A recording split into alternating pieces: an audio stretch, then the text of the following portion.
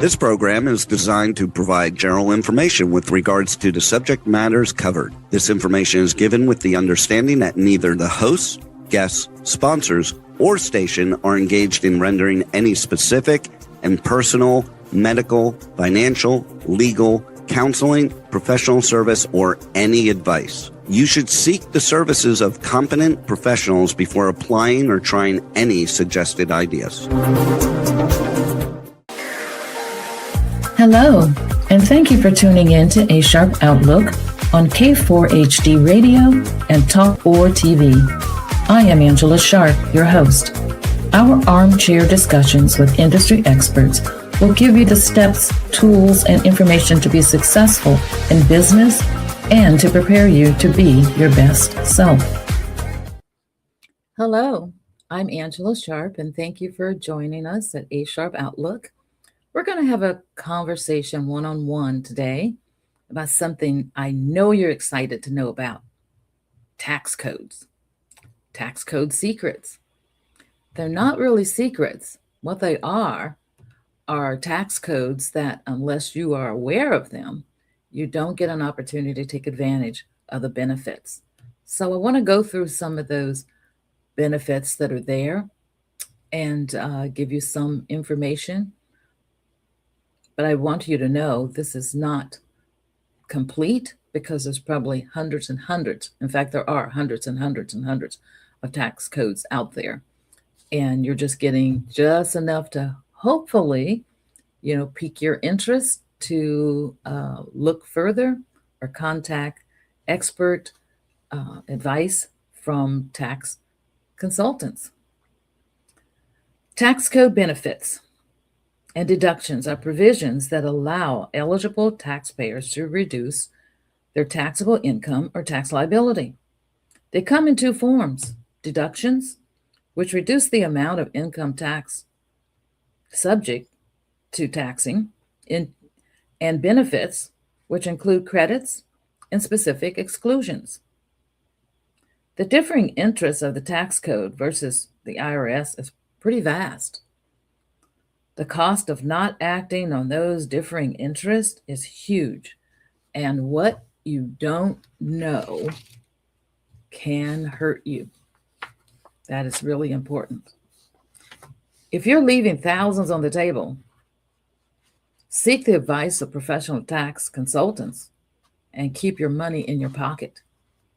It's not free service, but I guarantee you it's definitely going to cost you less than what you're having to pay in taxes. And so you'll want to go and look and seek that advice. The type of business entity you choose could play a significant role in determining your tax liability. So I'm going to try to break this down for you. The differing structures offer varied benefits and implications regarding tax liability. So here are a few to consider. Your business, is it set up as a sole proprietorship? As a sole owner, you report your business income and expenses on your personal tax return using a Schedule C. You pay tax at the individual rate and also pay self-employment taxes to cover for Social Security and Medicare. But if you're a partnership, income losses or credits are passed through directly to the owners, who report them on personal tax returns like the sole proprietor, and the partners also pay self-employment taxes. A corporation, we call it a C Corp. These are separate tax entities from their owners. Corporations kind of suffer from double taxation. First, the corporation pays tax at the corporate level, and their shareholders pay tax on dividends received at the individual level. And then there's the S Corp. The S Corp helps you avoid the double taxation by passing corporate income, losses, and deductions and credits to the shareholders, who include this information on their personal tax returns. Then there's the LLC, the limited liability company. An LLC can choose how it wants to be taxed as a sole proprietorship, a partnership, an S Corp, a C Corp. And this flexibility can be advantageous for tax planning. But changing your tax entity can sometimes be an effective way to minimize tax liability. For instance, converting from a C Corp to an S Corp allows the avoidance of double taxation. However, keep these things in mind. Ownership restriction. S Corps have limitations, such as maximum of 100 shareholders and one class of stock. Evaluate if that aligns with your business strategy. Employment tax saving. In an S Corp entity, only the salary paid to the owner employee is subject to employment tax. The remaining income distributed as dividends is not subject to employment tax. State taxes. While S Corp can provide federal tax benefits, some states do not recognize the S Corp status and can tax businesses as a regular C corporation. So when you're looking at thinking about changing entities, you also need to research what are the state laws? What are the state tax laws? What are you liable for in that particular state? Do they charge state and local taxes? There are some states that do not have state and local taxes that are deducted or have to be paid. But generally, their sales tax is pretty high. But you do save some money because in that particular state, there is no state tax that has to be paid or local tax that has to be paid on your earnings. So that's something to consider. Ownership restrictions. The S Corp has limitations such as I mentioned, 100 shareholders and one class of stock. It just depends on what your strategy is and do you plan on growing and to what size do you plan on growing. The employment tax savings in an S Corp, as I mentioned, is not subject and also the state tax. But there are some other examples of tax deductions and benefits for regular taxpayers. Most people take the standard deduction, and that's a fixed amount that shows up on your form, or you see it in the instructions when you're preparing your tax return. And it does reduce the amount of your gross income, your adjusted gross income. I'll call it AGI. Most taxpayers take the standard deduction rather than itemizing, which is probably simpler and often more advantageous, but you should at least do the analysis and find out exactly what items that you can possibly deduct and then compare the two to find out which one is going to be more advantageous.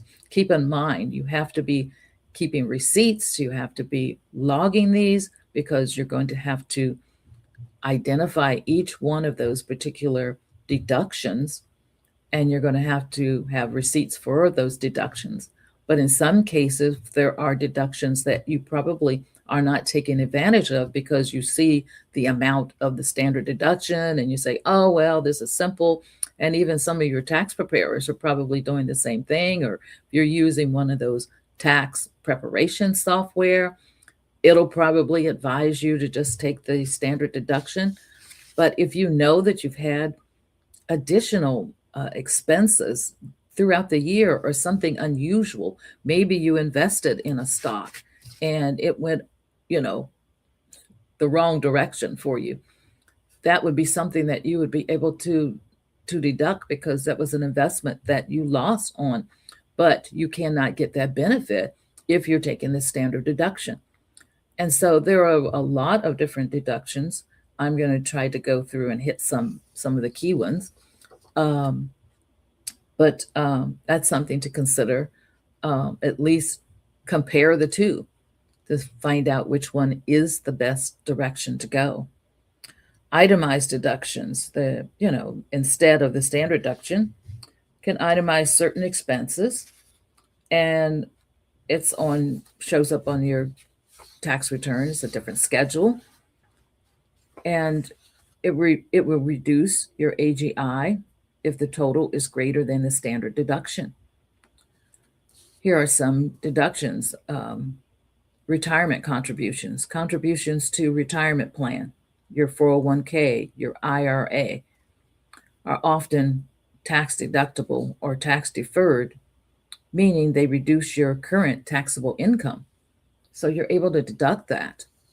And then when you do get to retirement, when you generally have a lower tax liability rate than as you are pulling from your 401k, then it becomes a taxable amount. But you may even have very, strong deductible items at that time also.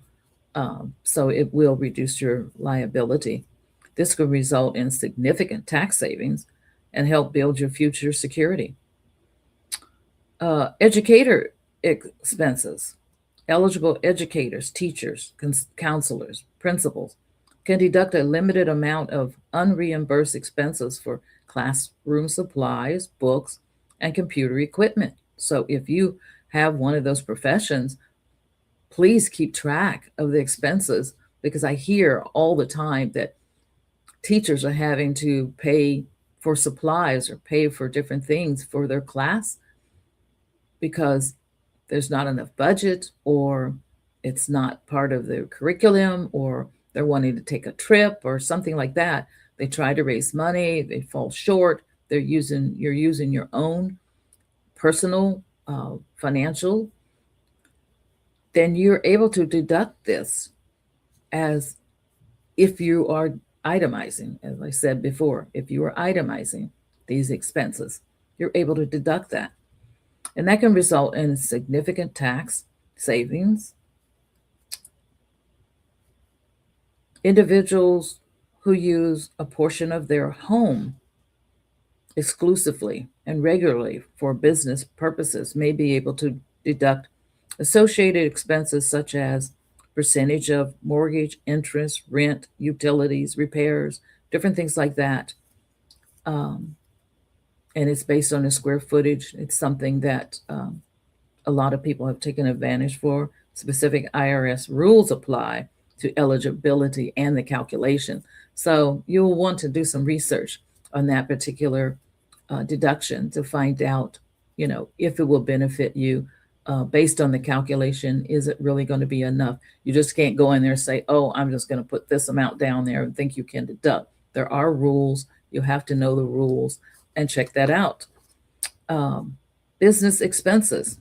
Self-employed individuals can deduct a wide range of business expenses, including advertising, utilities, health insurance premiums, business travel, and interest on business loans. You need proper documentation, though. It is required. Charitable contributions. Donations to qualified charitable organizations can be deducted from the taxable income.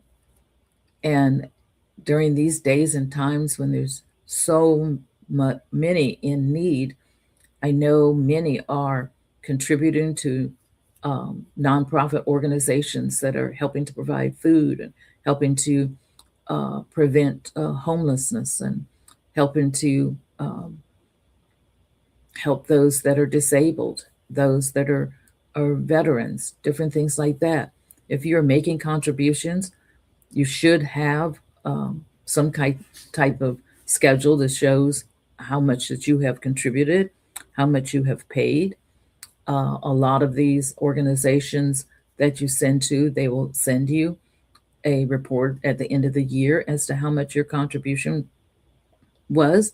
But just in case they don't, keep track of that information, and whether it's a check or however you contributed, have those receipts so that you have documentation for that.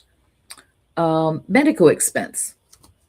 You may be able to deduct unreimbursed medical and dental expenses. that exceed a certain percentage of your adjusted gross income. This is an itemized deduction, and there's a threshold that you need to meet to make sure that you're able to deduct those expenses. So it doesn't happen automatically. There is a calculation that helps you determine whether or not that is deductible for you.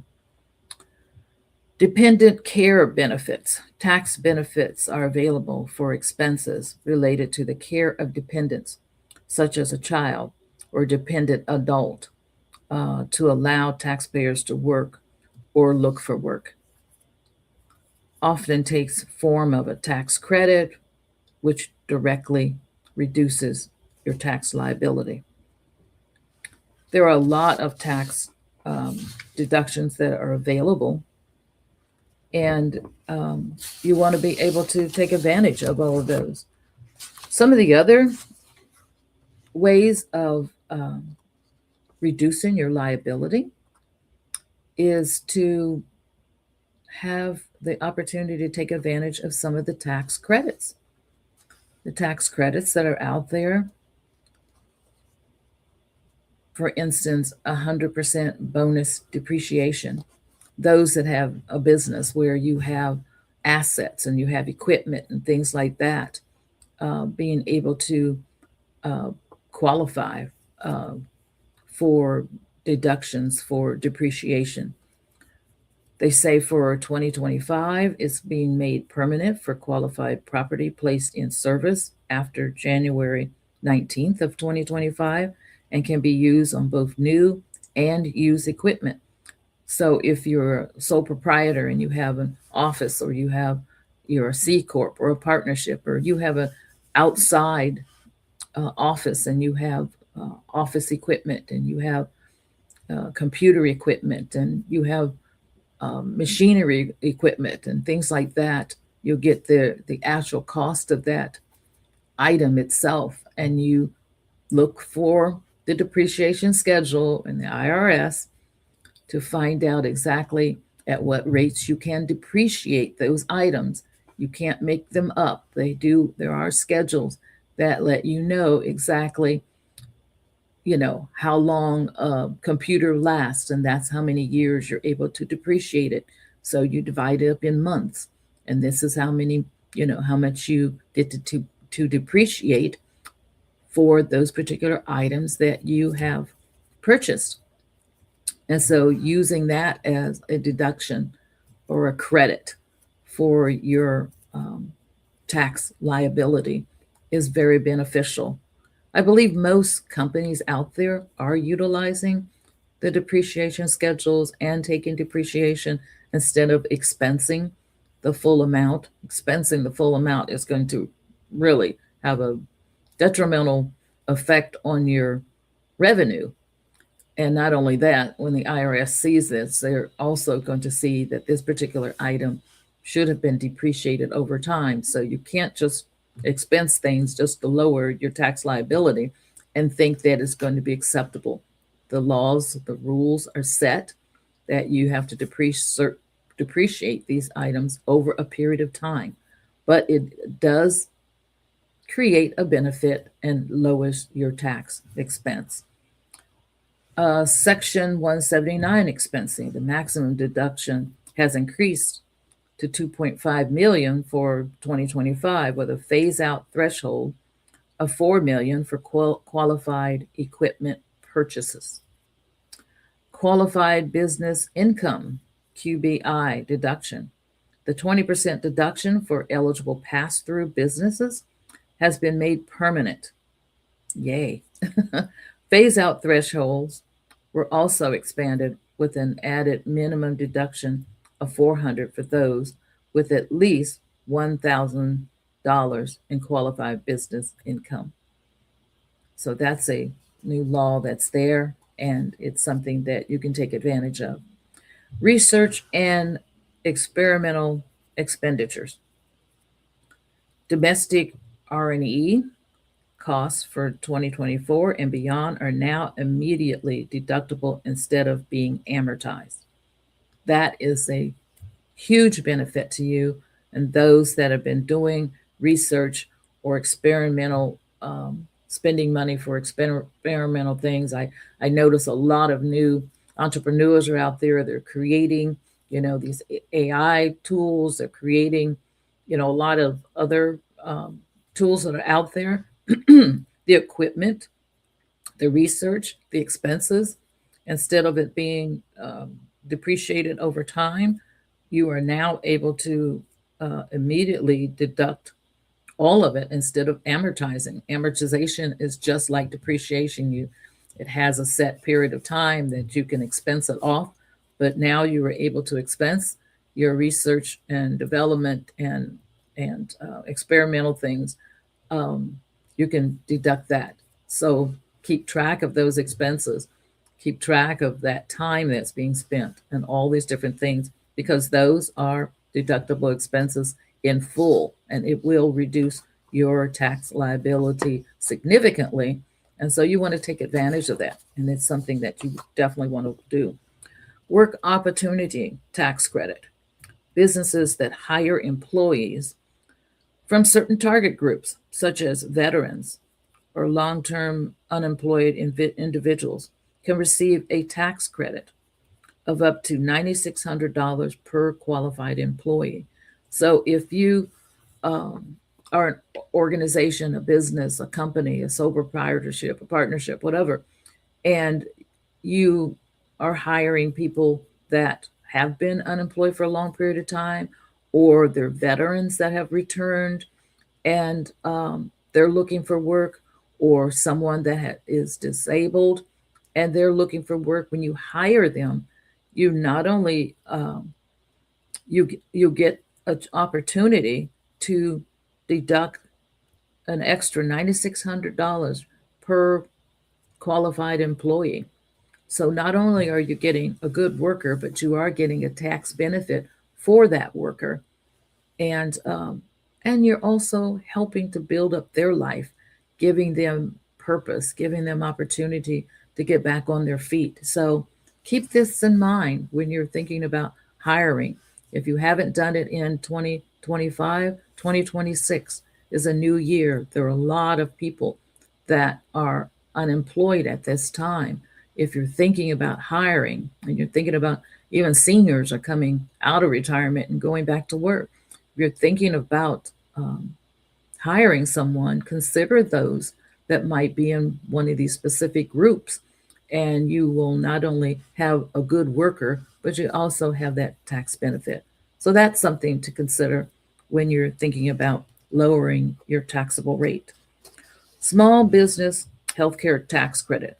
The eligible small employers that pay at least 50% of the employees' health insurance premiums may qualify for a credit of up to 50% of those premiums.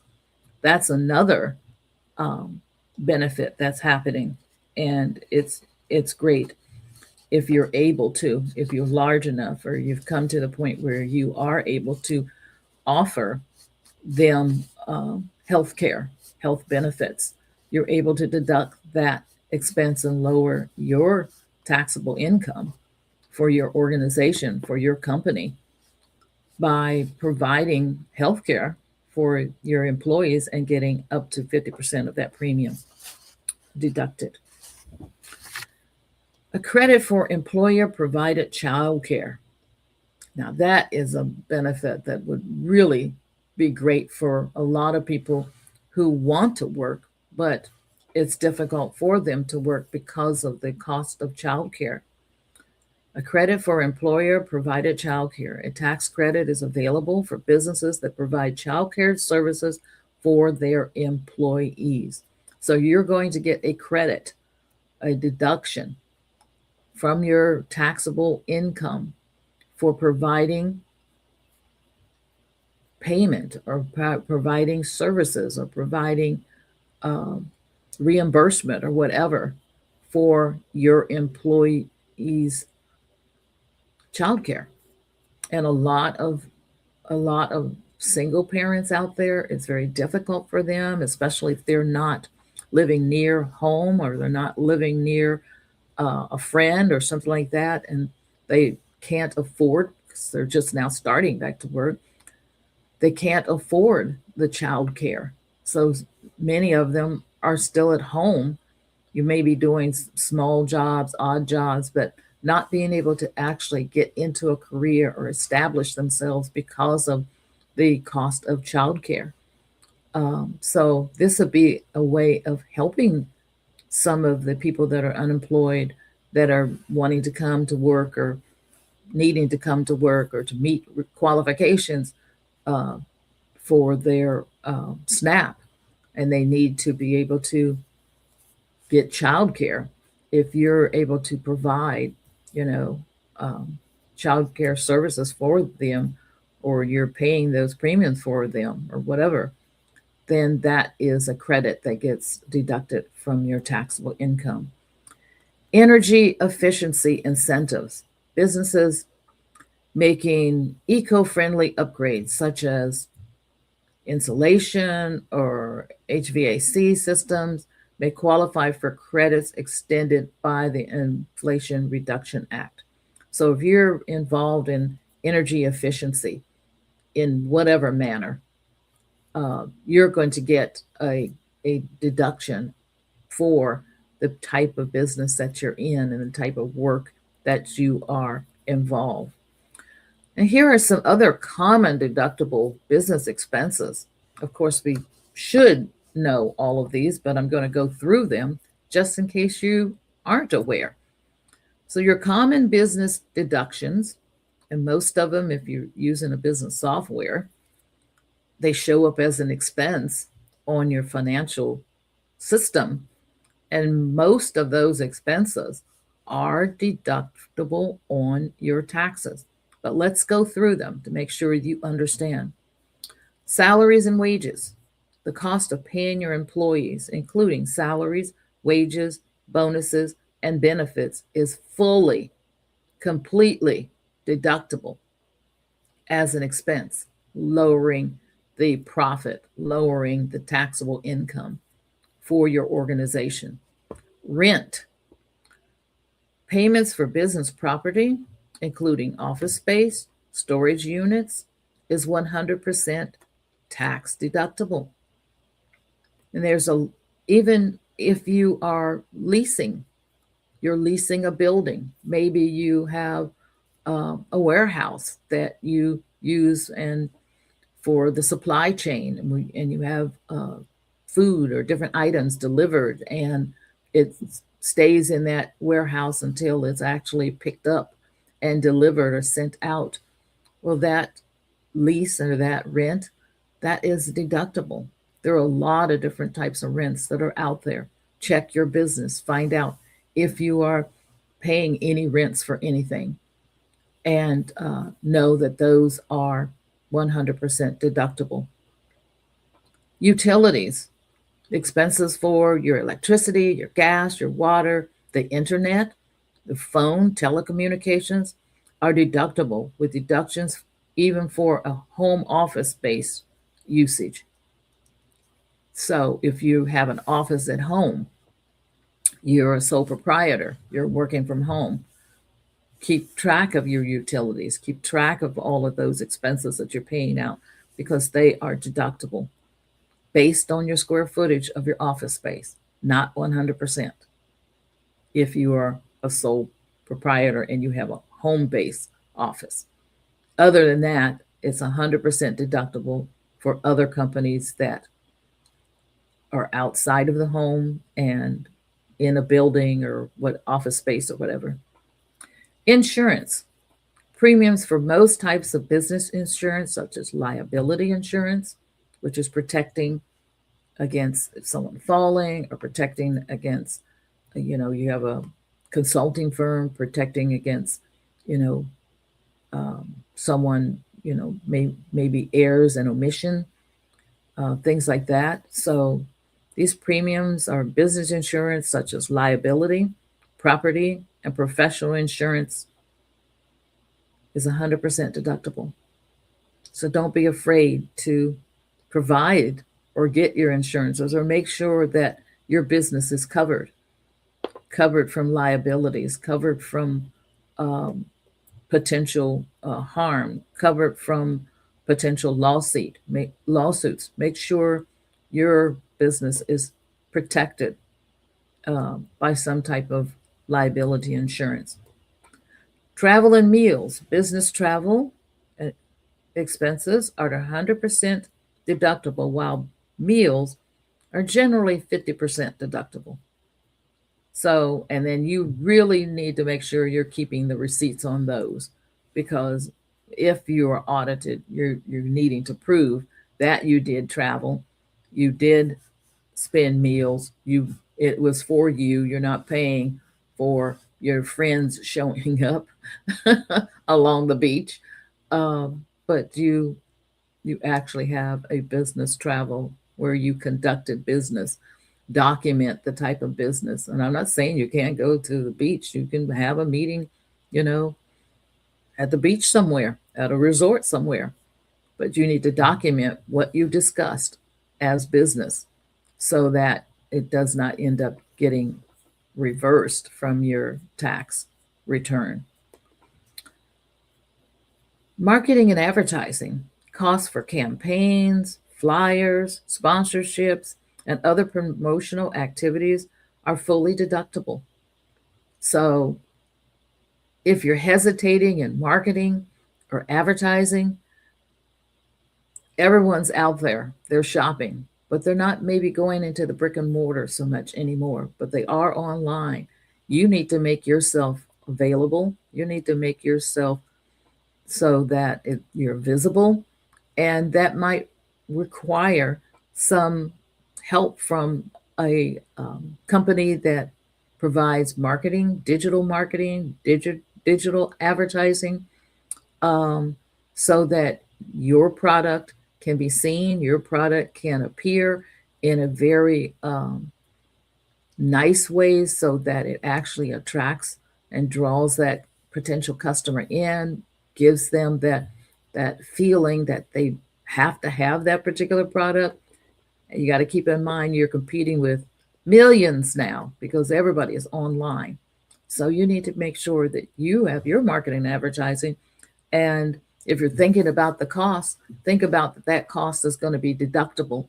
And if that cost is bringing you business, it's worth the expense, and that expense is deductible, you really have been benefited a lot.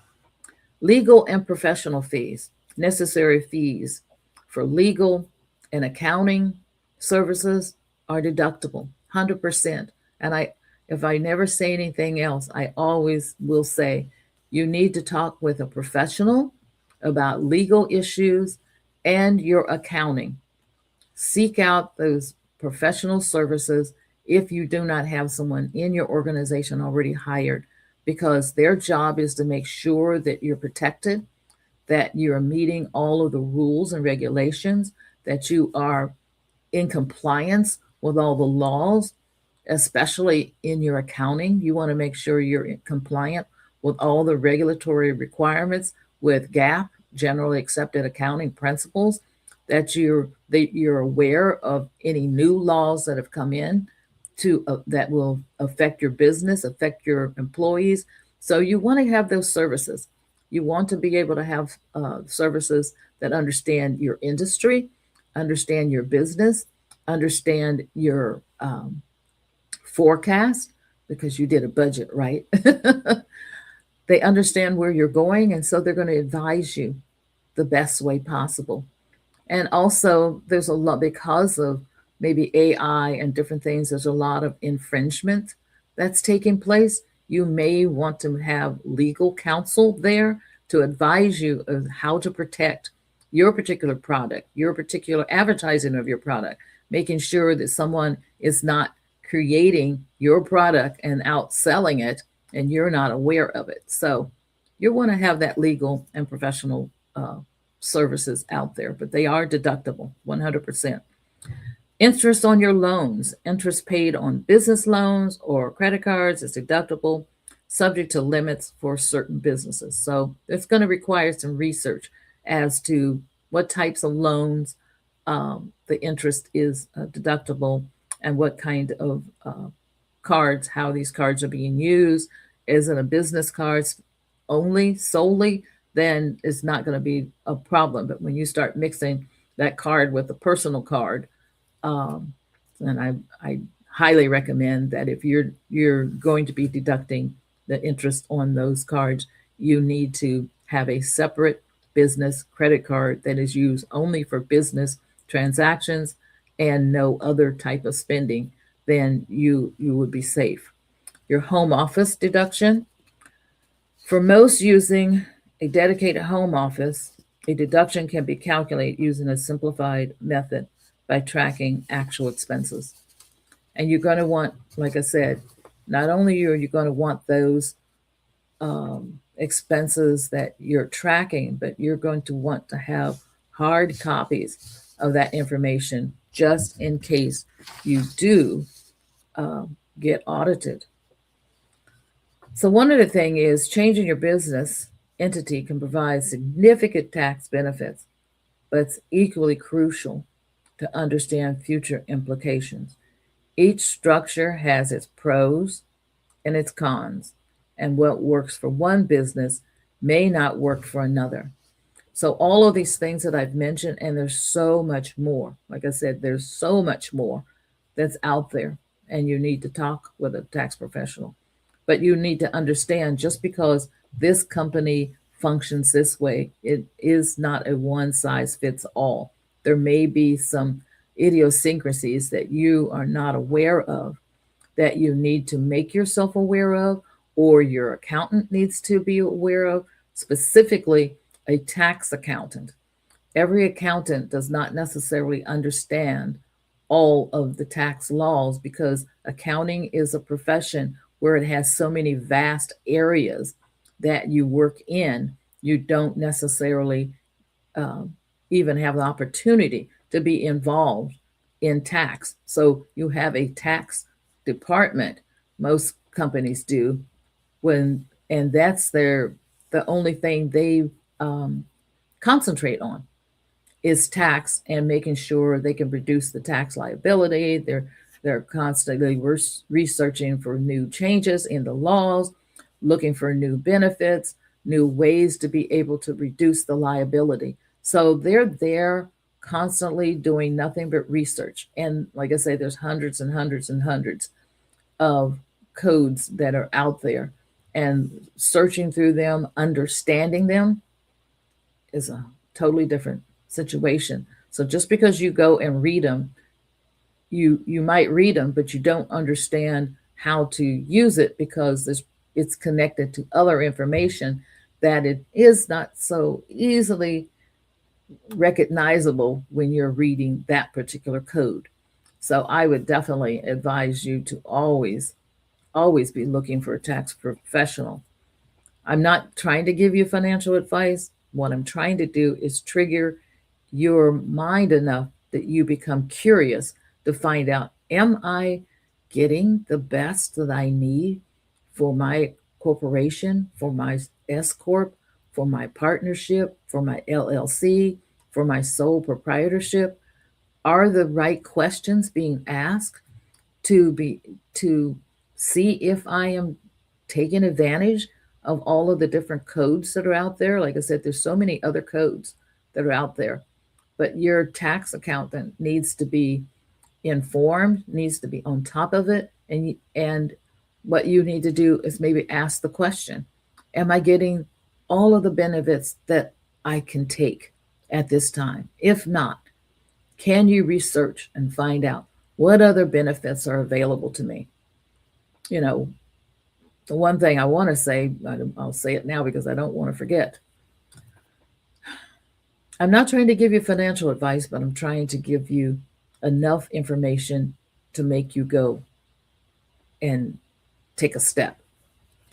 Like changing your legal entity status is a big decision and should not be based solely on tax considerations. It can impact your business in many ways, including liability, control, and ability to raise funds. You must consult a licensed advisor or tax professional before making such decisions.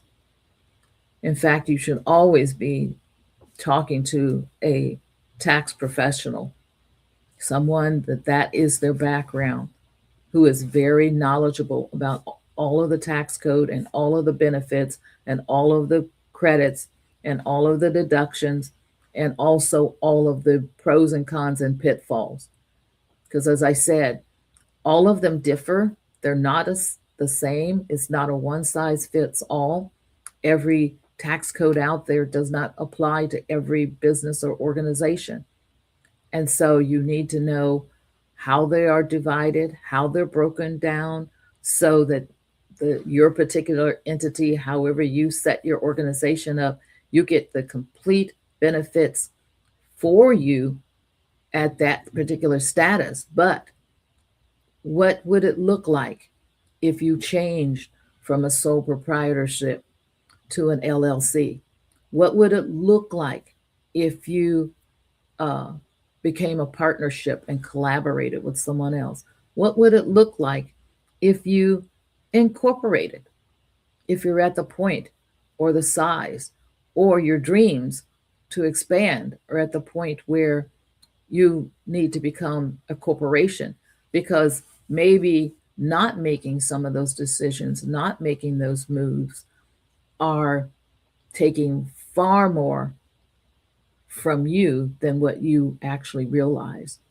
And so I know tax isn't one a pretty conversation or is even something you want to hear about until April, but it's something that you have to know about before then, because you have to prepare. You have to get the documentation. Some things, if you're changing entity, you've got to file to change that entity, and it takes a little while to get that filing done, and then to get the confirmation from the IRS that you have changed your status. If you're going to change your status, I would say you do it at the beginning of a year, not in the middle of the year, because now you've got two types of taxing entities there that you need to file, and it can end up causing confusion as to what you need to do and what you need to be breaking out and what kinds of things that you need to be concentrating on. So it's really important to think through this, and it's something you need to plan for. You just don't jump up and say, whoop, it's almost tax time, let me go start doing all of these changes. No, you shouldn't, because you need to be thinking through. Yes, the tax liability might be high, but there's consequences in not doing it at the right time. This is why I'm emphasizing talk to a tax professional, find one in your area, meet with them, do research, and make sure that they really are, and their reputation is that they are successful in helping you to reduce your tax liability. Research, get references, talk to clients that they've had to make sure that they are legitimate, that there's someone that you can trust, there's someone that you can depend on their advice.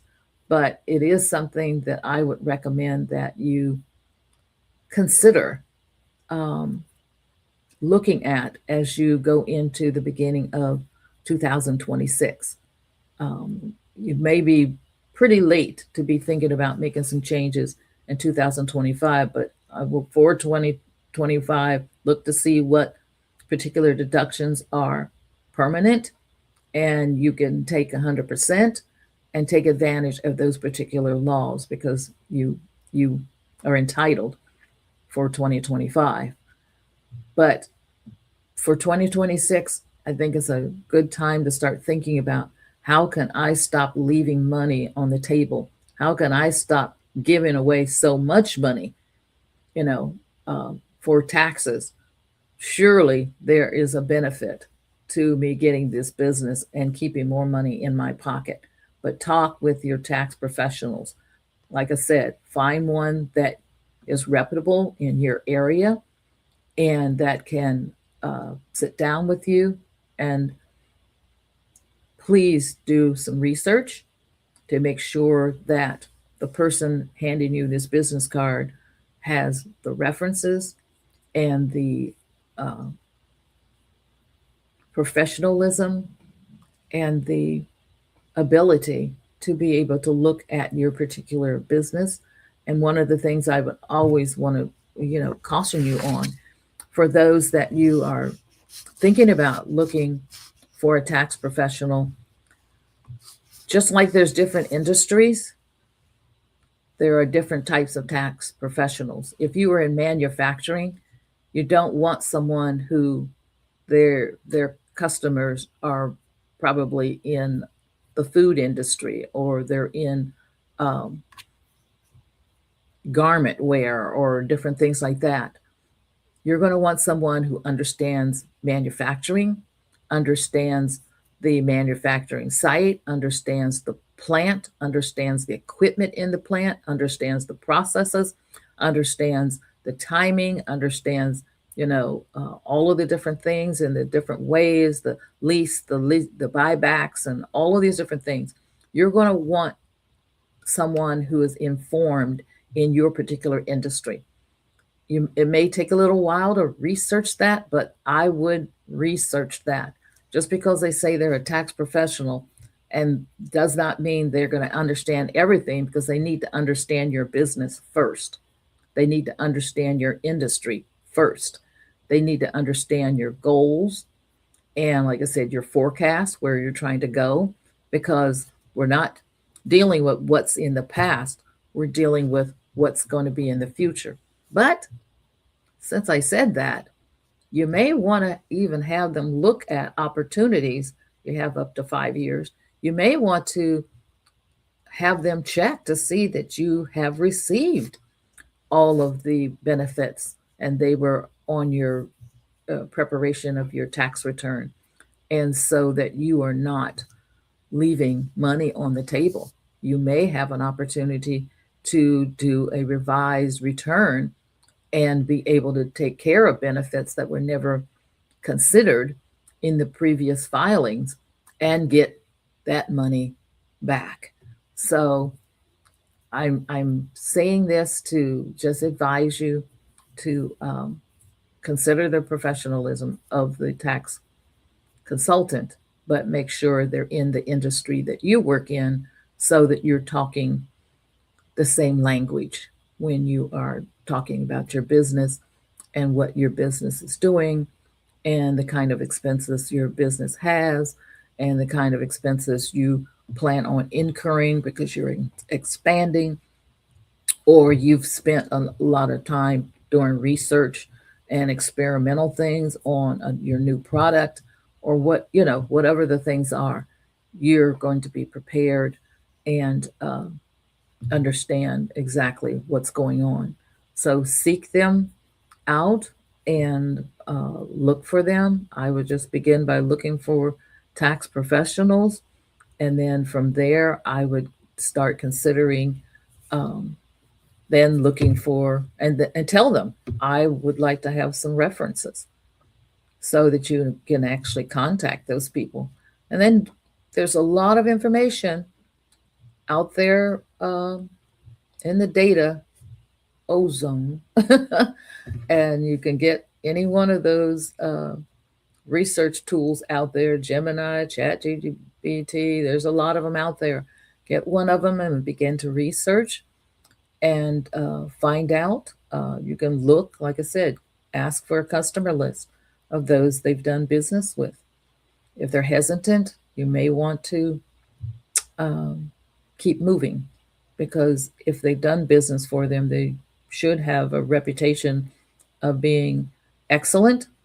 And if so, then it's someone that you want to be able to depend on, making sure you have the right um, tax setup, entity, and everything.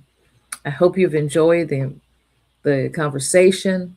It's just sitting down, chatting with you, and just hopefully triggering your next step. And that is getting help, so that you are not paying as much as you have been, and you find out what these secret codes are that can benefit you. I thank you for joining A Sharp Outlook. We're here every Monday at 11 a.m. Eastern Time and 8 a.m. Pacific Time. I enjoy talking with you and sharing knowledge with you, and I hope you enjoy receiving it. Until next time, stay informed. I want to thank you for joining us on A Sharp Outlook. We have been informed and energized to take the next steps. We have posted links to websites and videos to learn more on today's topic. Please join us again next week for another thought-provoking conversation right here on K4 HD Radio and Talk 4 TV. Listen to the podcast on all the podcast apps. And until next week, stay informed.